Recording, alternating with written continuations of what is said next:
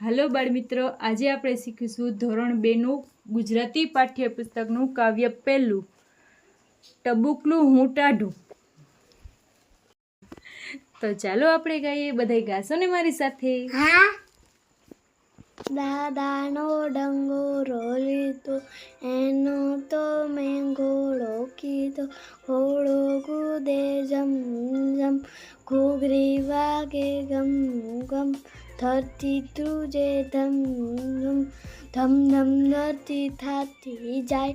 મારો ઘોડો કૂદકો જાય, કૂદકા કૂદકા આવે કોટ.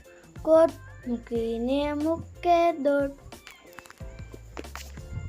તો બાળમિત્રો, તમને મજા પડી ને સાંભળીને? હા.